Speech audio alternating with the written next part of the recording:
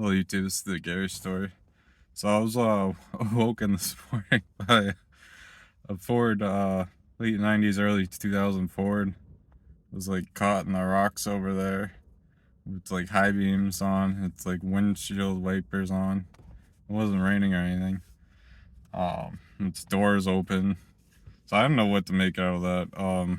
There's like a dog running around my truck, so I just figured I'd pop open my tailgate and like open up the soft topper and see what was going on. Some commotion was going on like 5 o'clock in the morning outside my truck. So I open it up and see this black Labrador. It's like trying to get my attention, and it like points its nose over to the road. And there's a paraplegic guy without pants on, like face down on the road, trying to roll himself towards this Ford with like his walkers, but he's like overweight and elderly, so he can't like get up under his own power to get onto his crutches.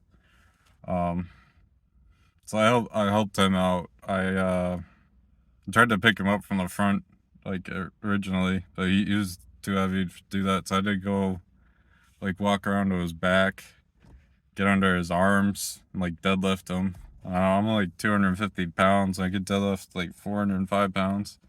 But it was difficult deadlifting a human because you don't want to like crush them or anything with your arms.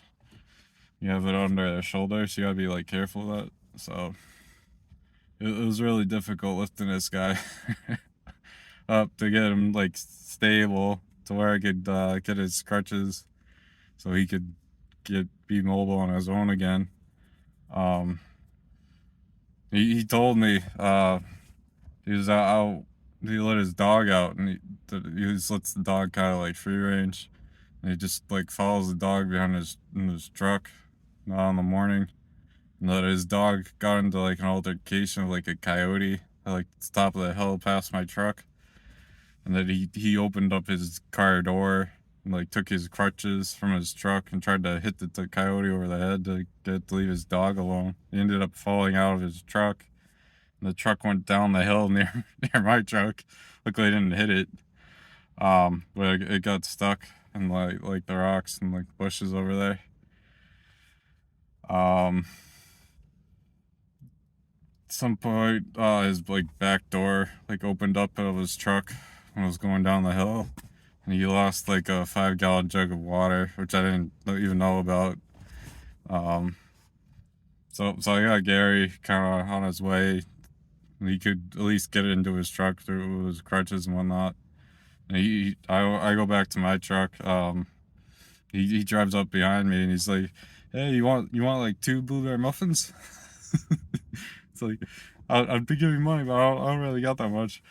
Like, hey buddy, no problem, no problem. Like I'm fine. I don't need the muffins. Don't worry about the money. Like I don't need any money. I was just helping you out. Because you're like paraplegic and you're like, I don't know, kind of have an emergency. Like, I was just being a good Samaritan. Like, don't worry about it. So he like drives next to like his, I guess, the 5-gallon jug of water, which I didn't even see. He's like tapping his brake lights like next to, like trying to get my attention. I was just, my brain wasn't working. It's like 5 a.m. in the morning. It's super early for me. So I head over and I'm figuring out why he's pressing his brake lights. There's this 5-gallon jug and like he had like reflectix under the jug. So when I like fell out of the truck, it didn't like, the jug kind of stayed upright, so he didn't like lose water. And he filled his jug like half ice anyways. So he had like water and everything.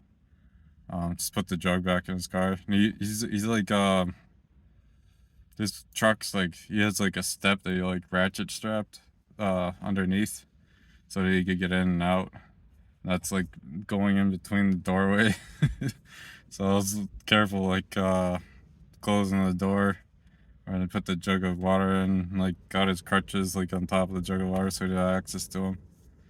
But yeah, it's crazy. I almost got mowed down by a Ford F-150. I didn't even realize it. I just saw it was some fisher. um, Heading out towards like Lake Mead to go fishing for striped bass or something. But the truck like stayed put. The light like woke me up again. Like I couldn't fall back to sleep. That's what happened. It was just kind of crazy morning. So yeah, that's the Gary story.